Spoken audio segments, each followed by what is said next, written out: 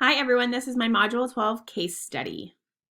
So an outline for my presentation today is first I'm going to start off with the case and facts and move on to legal and or ethical issues.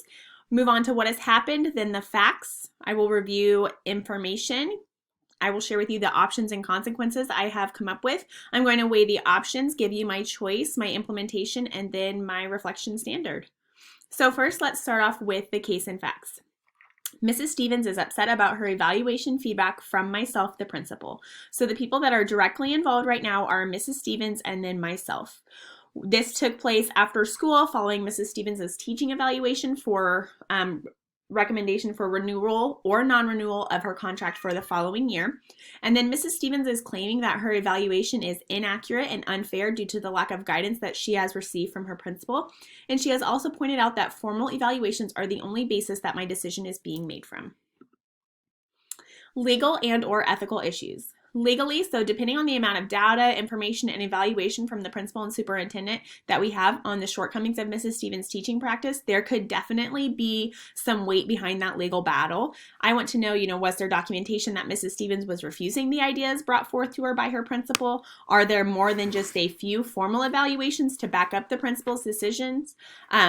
Other evaluations conducted by administrators or teachers that would suggest that this is not just one person's opinion of what's taking place, but actual factual evidence. Yes, more than one person is witnessing this. Was there adequate time for coaching and implementation of the said processes that were asked to help Mrs. Stevens? And is she aware of just how serious her classroom management is to helping students achieve their overall success? And then taking a look at the students' grades and data, is it showing that her students are not absorbing the information or they lack the ability to apply their knowledge? Have there been student, parent, or other staff members' complaints about the lack of learning taking place in Mrs. Stevens' room? Or again, is this truly just one person's opinion?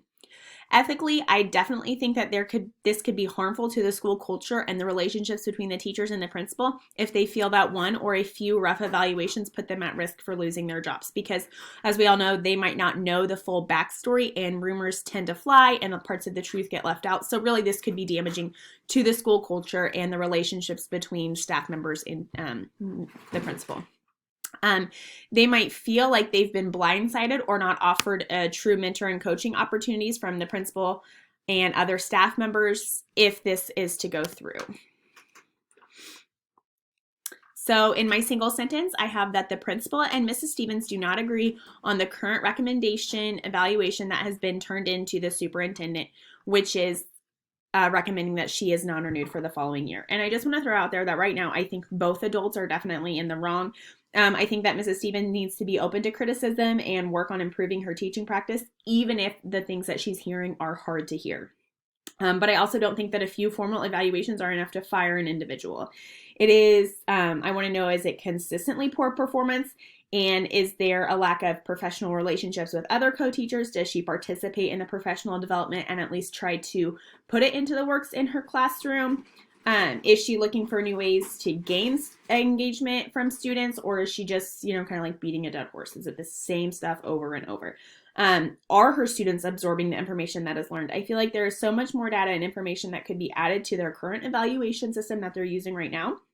And that might be something that the staff as a whole can take a look at and work together on developing a more wholesome and meaningful evaluation experience, especially for things that they value to be important in their district. So the facts. So the people that are affected are Mrs. Stevens, the teacher, and then myself, the principal. And then I'm going to get the superintendent involved for sure. And the superintendent is already kind of affected because if he's having to take that non-recommendation to the board or, putting an ad out there for a job opening, he's going to need to know what's going on and why. So then I put in here that the long range effects of people potentially being affected would be students, staff, and parents, because depending on how this all goes down, those people could be directly affected based off of the legal battle.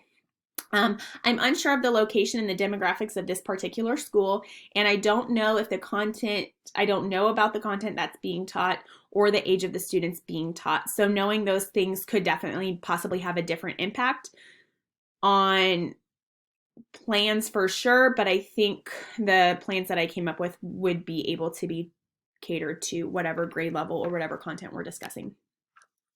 So then we have the information. So the final decision will have some impact on the stakeholders in the community, as it can always be damaging to lose teachers, especially in the way that you're losing your teachers. However, I believe that the evaluation process that will be used to determine if Mrs. Stevens' contract is renewed or not is what will hold the most impact on the school stakeholders in the community. All the stakeholders have not been consulted yet.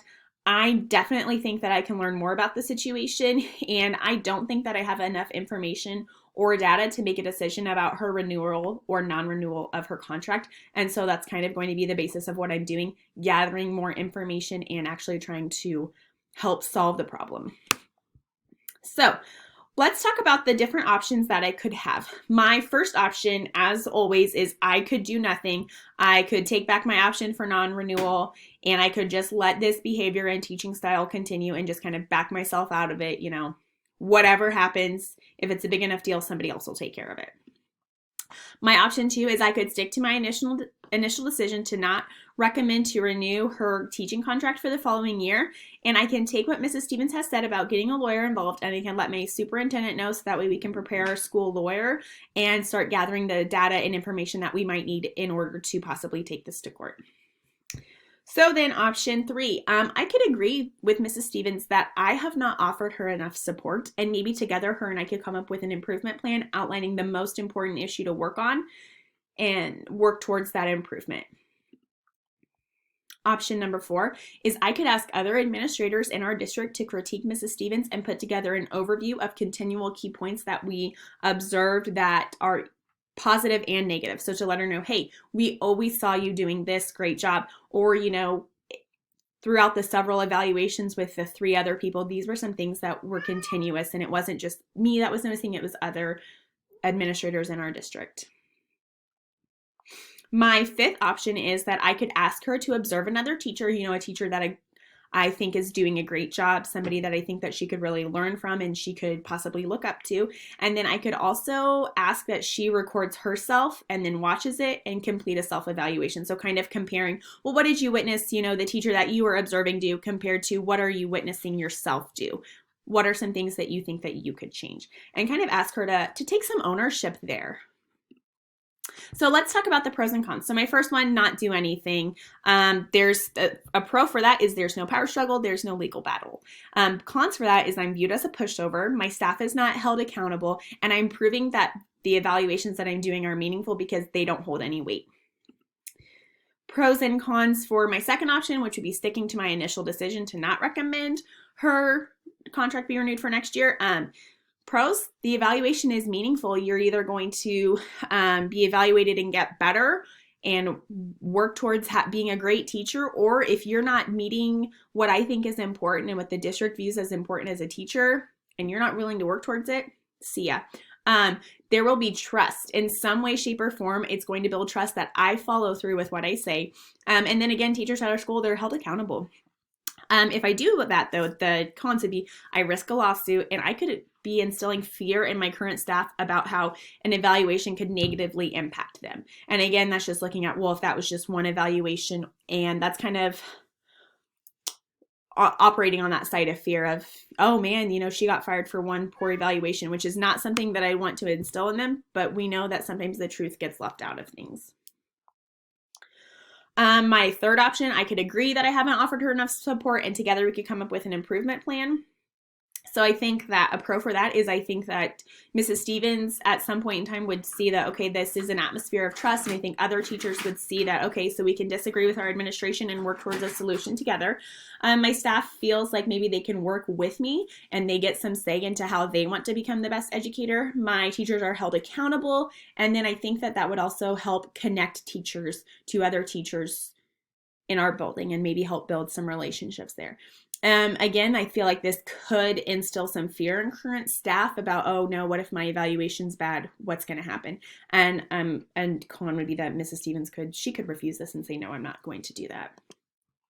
Option 4, you know, asking other administrators to evaluate her. I feel like a pro for that would be that more than one person is observing, and it's less likely to be opinions, but more facts. Maybe Mrs. Stevens would feel like this was fair, and then again, it's showing that teachers are held accountable in our district. Cons, Again, instilling fear. She could refuse this. The administration could find the same things as me and say, yeah, we're not going to renew her contract. And then again, we're back to the whole lawsuit possibility. Option 5, ask that she observes another teacher and then have herself record it and watch it. So I think that this could create an improved culture by offering peer observations. Maybe she would feel like this is more of a fair evaluation. She would observe some ideas that she finds useful and be more willing to implement them because they didn't come from somebody who was previously nitpicking her. And then again, teachers are held accountable, and our school is viewed as one that supports the importance and implementation of best practice. Again, there are some cons. Instilling fear in my current staff. It could also negatively impact our school's culture if the peer observations aren't done correctly and if they don't feel like it's a judgment-free zone. Mrs. Stevens, she could refuse it, and she could also choose not to participate in it. After reviewing the options and taking a look at the positives and negatives associated with each option, I believe that I can justify a combination of options 3 and 5. So that I think that by working with Mrs. Stevens to address her weaknesses in the classroom and offering her a chance to work towards improvement while observing other teachers will actually help me create an environment where teachers feel heard and they feel like they're able to work towards improvement in a judgment-free environment. I can make the superintendent aware of my decision and let him know what my plans are and seek any advice that he may offer me. Maybe he's been in a similar situation before. All of my stakeholders have not yet been informed. If Mrs. Stevens agrees to observing another teacher, I need to find that teacher and get them informed. I do believe that I've identified creative options and chosen the best ones that's going to work together towards a positive outcome. I think that the steps that I can take to ensure this option is handled correctly would be for me to synthesize the information that Mrs. Stevens has presented me and hear her out about her truths. I could design an improvement plan together. I could offer opportunities for Mrs. Stevens to observe other teachers. I could give Mrs. Stevens the chance to apply all the concepts that she's learned. I could create an opportunity to design plans that work towards improvement, and I can offer the ability of supports to Mrs. Stevens as she continues to grow professionally.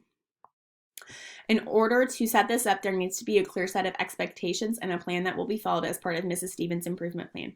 And there are 2 options that partake in this experience, and I can take my first recommendation of, like, I can just let Mrs. Stevens know that there are 2 options. Like, you can either work through this with me and we'll be a team, or you can take my recommendation, which is non-renewal of her contract. And hopefully she'll see that I am putting in the effort in creating an improvement plan and wanting to work with her and hear her out. And so hopefully she, best case scenario, she hears me out too.